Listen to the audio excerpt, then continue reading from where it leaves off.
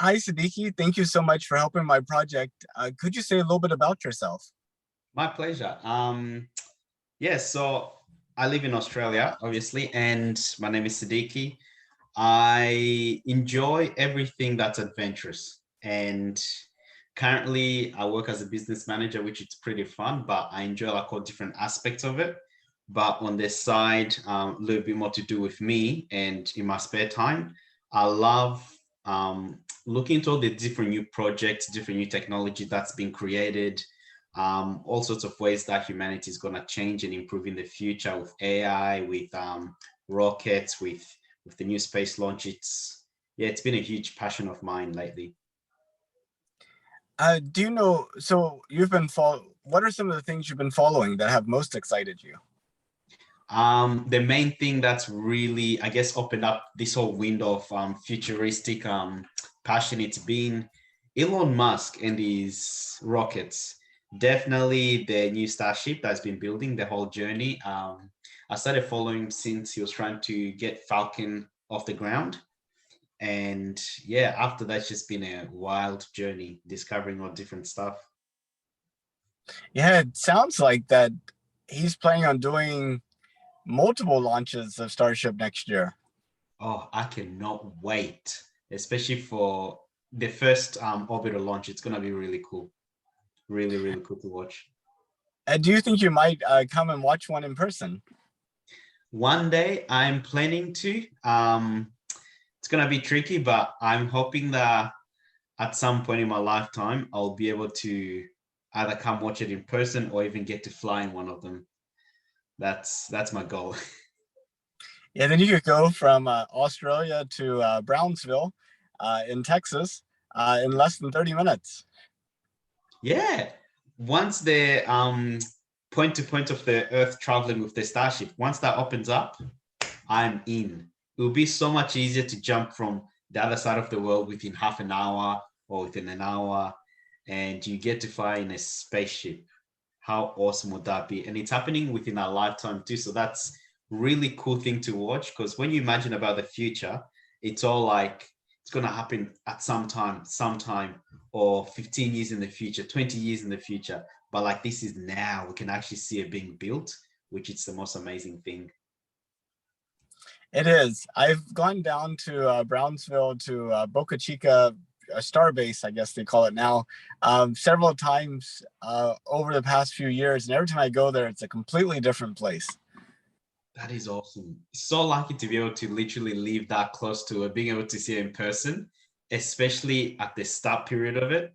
Um, yeah, I wish I could see it one day, but even especially the building, how it's just starting, because this is a huge piece of history, massive piece of history. Our kids, they're gonna be wondering how it was back in these days when it was all the infrastructures was getting built, and being able to see it in person, massive honor. Really lucky. Yeah, it's about a 7 hour drive away. So it's not something you could just pop by, but you Yeah, know, it's not impossible to go there either. So it's kind of. that is true. That is true. But hopefully soon he can bring some sort of Starship project to Australia, and that will be really good.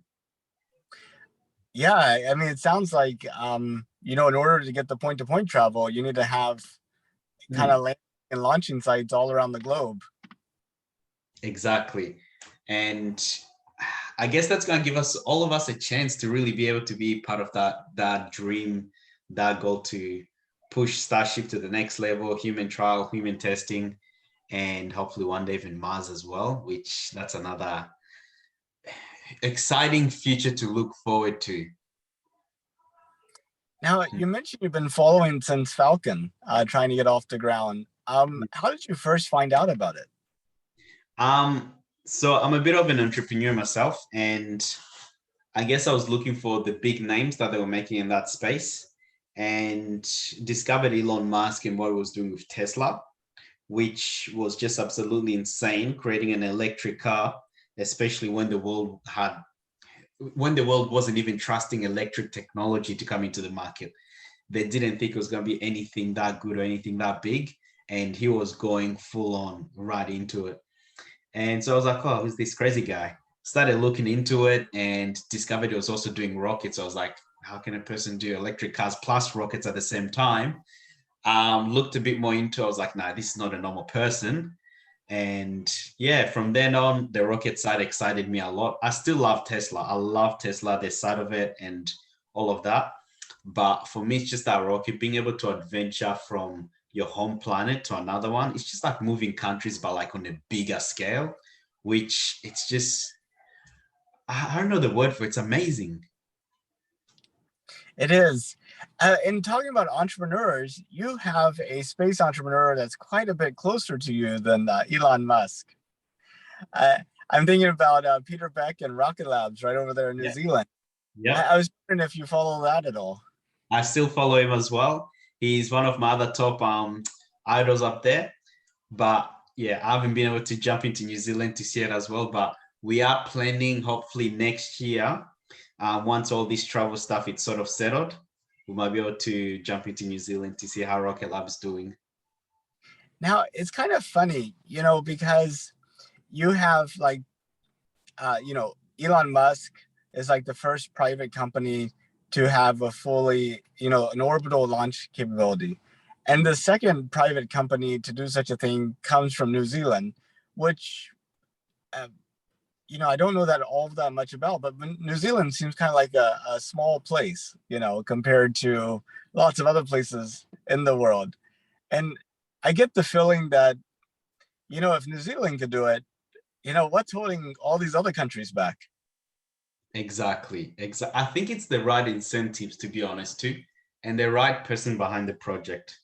New Zealand, it's a pretty cool place, but it's very, very small. And it was a surprise to hear that Rocket Lab was being made in New Zealand, and it was like, oh, full-on project, and it's doing really, really well, especially for a rocket company.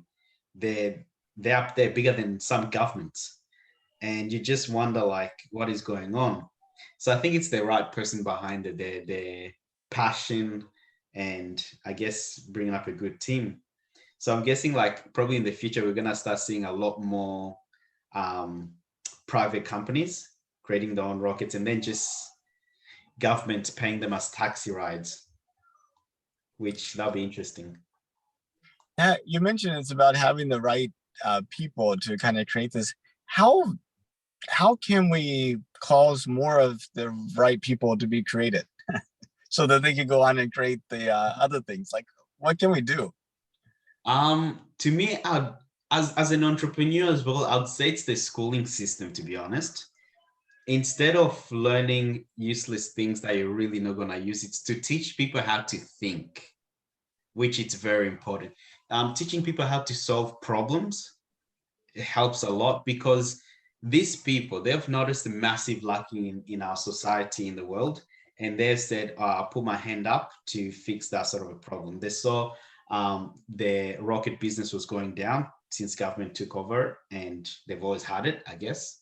So they were like, hey, I'll find the know-how. Because when Elon Musk started in the rocket business, he knew nothing about it. And he ended up teaching himself. Obviously, he's a genius already to begin with, but there's a lot of other different rocket businesses popping up all over the world. And it's people seeing that there's a massive gap and they can solve that problem. So I'm guessing in schooling, if we can start teaching people how to solve problem more and how to go back to the fundamentals of things and being able to break down the issue and how to plug that hole, it would be a massive turnaround. Instead of teaching people, do you know the fourth president of the United States? Do you know the prime minister of this? We've got the internet now. You can just Google that within 30 seconds, you've already got it. So we've got all the information in our hands. No need to memorize, just teach how to solve problems from the bottom up. Yeah, maybe more practical projects, really hands-on stuff, you know, Yeah. like, design and build a car, or design and build a flying craft or make a building, and you can teach all the math and physics and chemistry and everything in context of actually building something. That is true, amazingly true, because I mean you can learn all the paper side, um all the boring side, I should say, of it, but if you can't put it, or if you can't seem to think in the practicality of it or put it to work in the real world, it's quite useless though. Just like how we used to learn algebra and stuff like that. But like, if you don't get a proper examples of how to use it, it's not gonna work. Um, Even a lot of universities now in the STEM industries, or STEM side of learning, they've started doing a lot more practical side. Really, even in high school, I know one of our high school they've brought in this proper design AutoCAD, where you get to actually design it in there in the computer, and you've got the machinery on side where you actually get to make what you've designed, just to see how the little problems come up and how you get to solve them. Which I guess once you go back into the real world, you can put that practical skill to actual use, and that's going to create really amazing entrepreneurs or thinkers or engineers, I should say.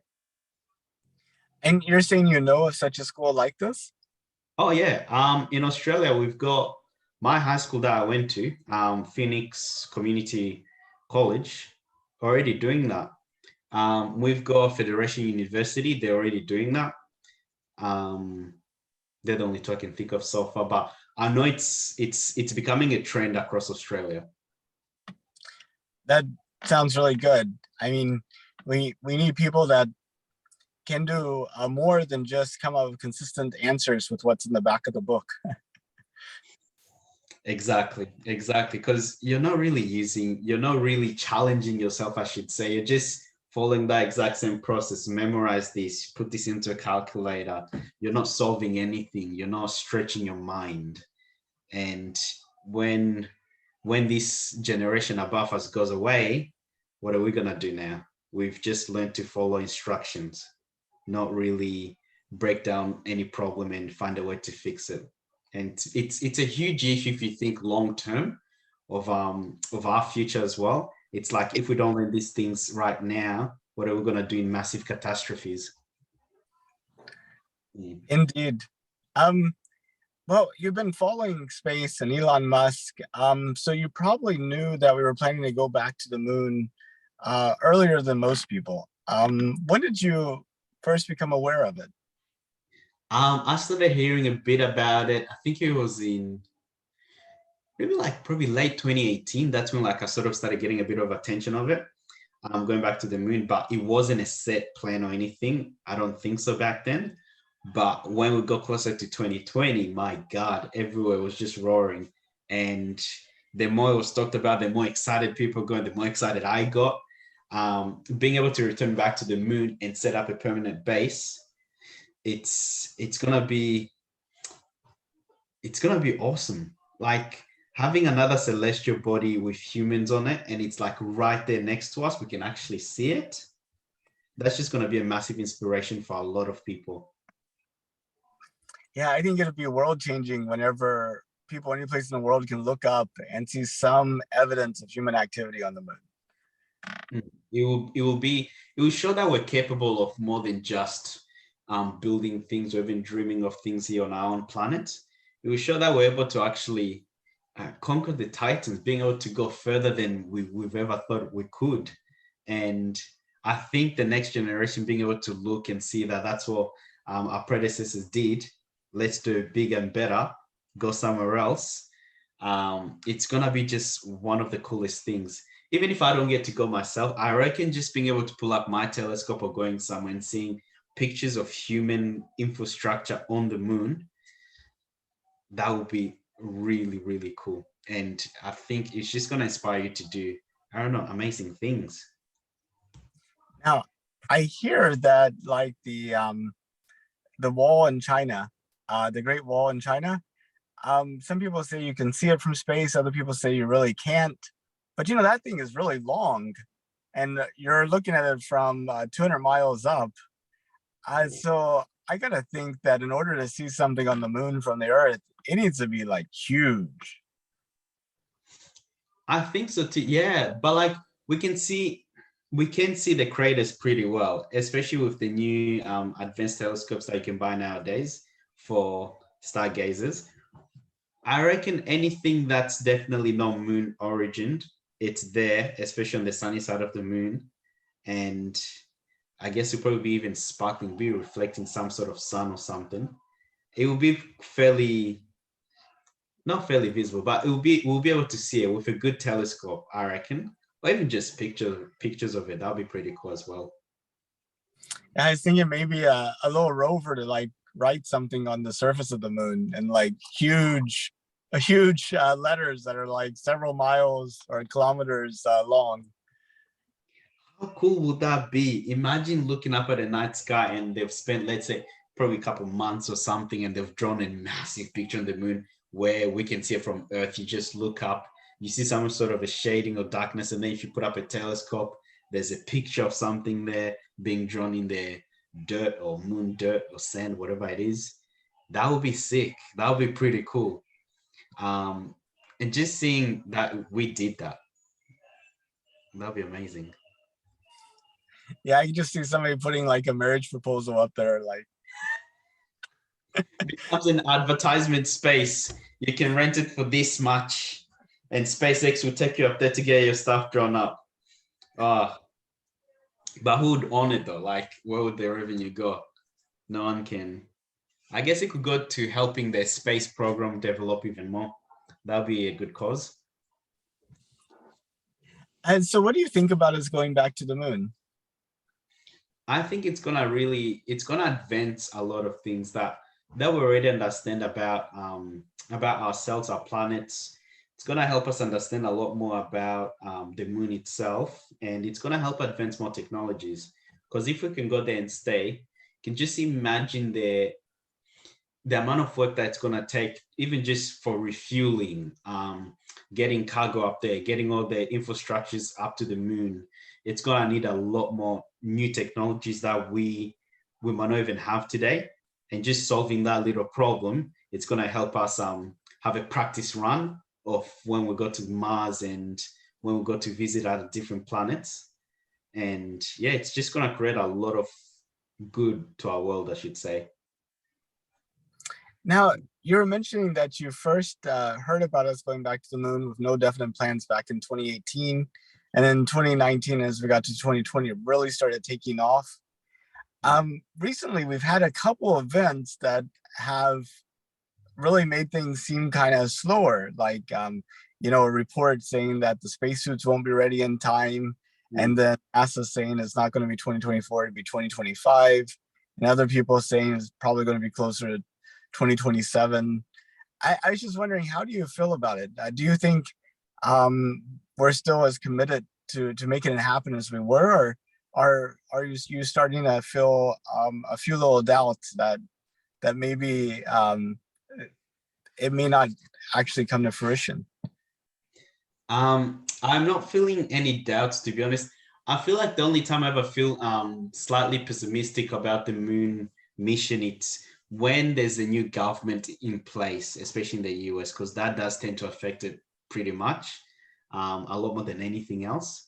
But apart from that, I feel like the people working on the moon project, especially the private industries, they're very, very keen to solve that little I guess that little trip to the moon, because it's gonna open up a lot of doors to factories on the moon or to things getting made up out there. And I don't think it's gonna slow down at all. I think it's just like the next problem that we get to solve that's gonna push us to go further. Um, and I think once the spacesuits are fixed, they're working, they're good to go. There's just the next problem. What do we solve next? What do we solve next? But I don't think we're really gonna lose that fire of us going back to the moon. I think it's become such a huge thing, and a lot of people are more excited about it. And now there's more benefits to actually going back, and we've got the technology to do it. I highly doubt we'll be slowing down. I don't think we will, at least for me. I hope you're right. I hope you're right. I've as I reflect over the past few months and kind of everything that's happened, I mean, I hope we make it there before the end of this decade at least.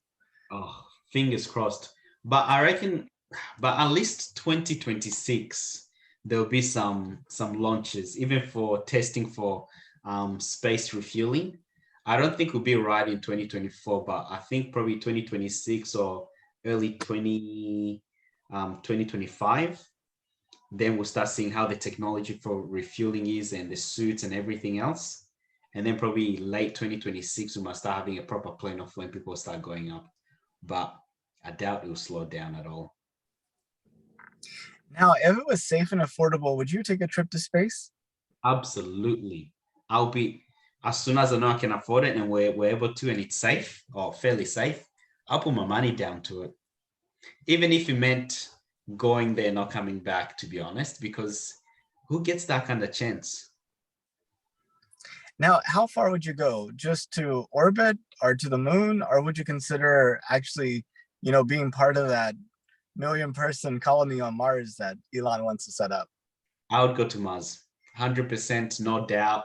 If I had the opportunity to, I would definitely pop into Mars. I'll put my hand down, fly over, see what I can do to help, and see what I be one of those first few people to step on Mars before it's fully colonized. I'll be more than happy to. How do you think life would be like, always having to worry about, do you have air to breathe? And every time you want to go outside, you have to put on a suit. And I mean, how do you think your life would be like if you were on Mars? Oh, I think it would be absolutely dangerous and crazy too, because Mars, okay, Earth is already trying to kill us. Mother Nature, she's trying to kill us every second she gets. Now, Mars, I think, is just like 10 times even worse.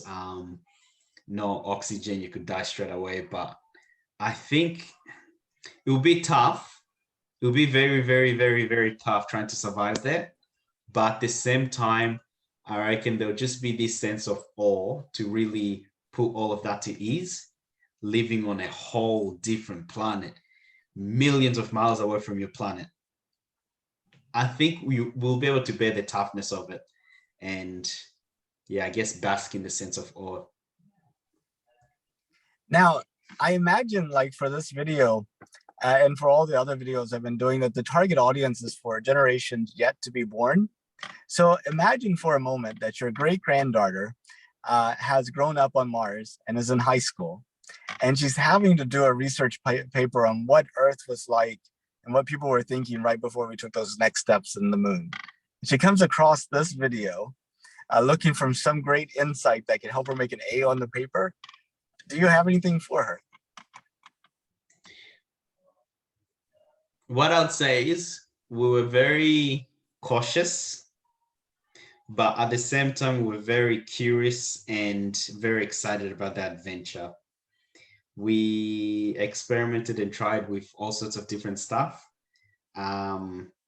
We had to give people the freedom to be able to create and dream for what life would be like in the future and in planetary travel. But it was hard, but fun at the same time. And that's why we're going there, because it's part of us to adventure forward and keep on discovering new lands and new places to, I guess, learn about and live in. That's awesome. Well, that's pretty much all the questions I had, but did you have any questions for me or anything else that you wanted to add? Oh no, I just want to know a little bit more about the project. When you're going to be launching stuff, the videos, and yeah. Well, I put all the videos unedited on the countdowntothemoon.org website. So I have over 700 there now. And I'm counting down to the end of 2024, which is all in the plan.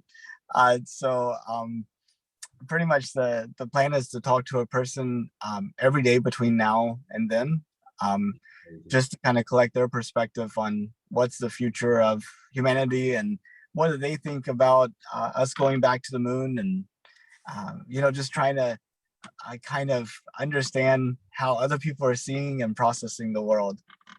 That's awesome. That's really good. It's gonna be a pretty good archive, especially for our future generations to be able to see this and what our thoughts were. It'll be pretty good. Well, sounds good. Well, Sidiki, thank you so much for taking some time out to talk to me, and I hope you have a really wonderful day there. Thank you again, Nathan, and thank you for this great initiative, and thank you for choosing me. It's been a pleasure. Okay, bye-bye. Bye, take care.